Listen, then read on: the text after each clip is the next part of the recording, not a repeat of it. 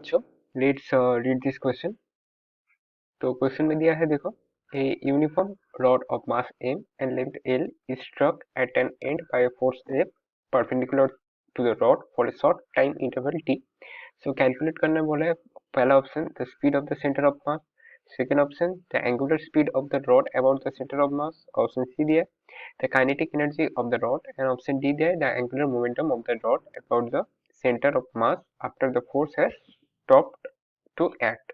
और हमें एजम्पशन क्या करना है, assume that t is so small that the rod does not appreciable change in direction while the force act। so देखो t small बोला है, मतलब हमें एक हिंट दे दिया कि इम्पल्स लगाना है, इम्पल्सिव फोर्स, मतलब जो फोर्स परपेंडिकुलर लग रहा है वो इम्पल्सिव टाइप का है। तो सोच लो कि ये एक रॉड है, यहाँ पे हिंज्ड है, ये एक रॉड एल का, ये सेंटर है एल बाई टू और टोटल लेंथ है एल। एक फोर्स एक्ट किया perpendicular to it for a small time.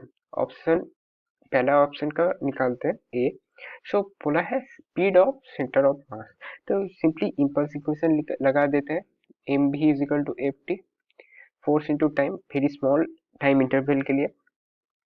तो speed of the centre of mass direct निकल गया F T by M. So option B देखते हैं। ऑप्शन बी में पूछा है, देखो, the angular speed of the rod about the centre of mass. ठीक है,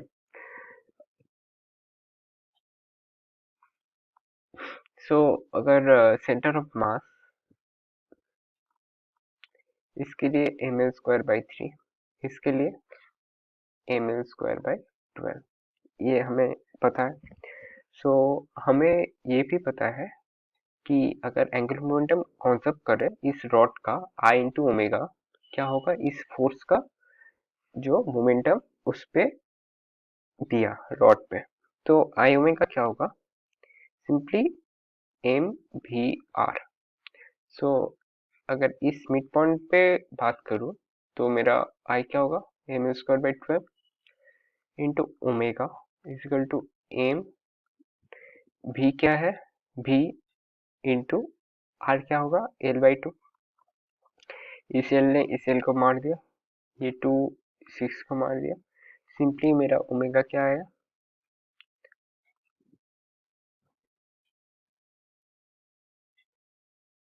6।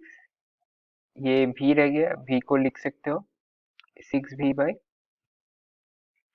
ठीक है, 6 भी बाई, ये स्मॉल है, और भी को हम इस इक्वेशन से लिख सकते हैं एफ टी बाई एम, तो 6 F T by M L, ये आया दूसरा ऑप्शन।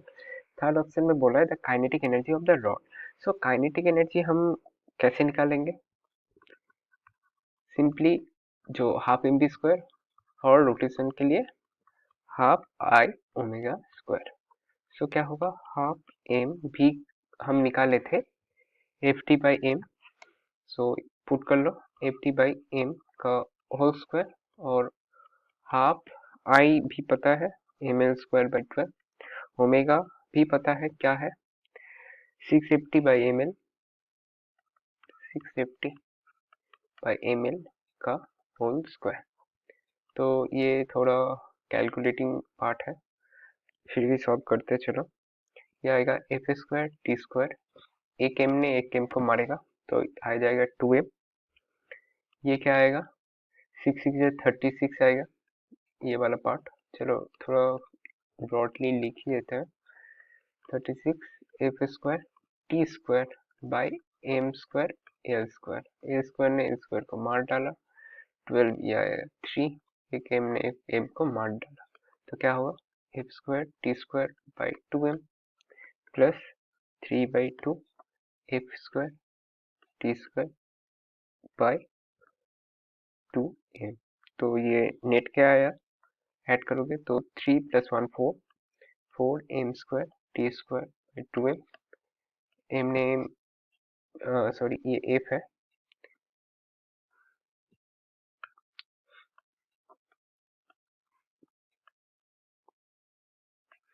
ये आया F square two square by 2m, 4 को काट दिया तो आया final result 2f square T square by m। तो मेरा फाइनल काइनेटिक एनर्जी क्या आ गया, simply 2f square T square by m। And last option में देखो पूछा गया है कि the angular momentum of the rod, ठीक है। तो कैसे निकालेंगे, simply m v r, angular momentum का फॉर्मूला,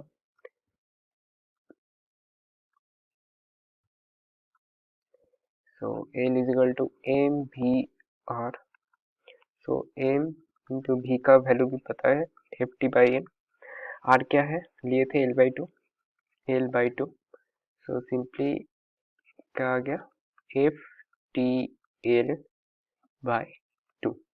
तो मेरा ये ऑप्शन डी, ये ऑप्शन सी।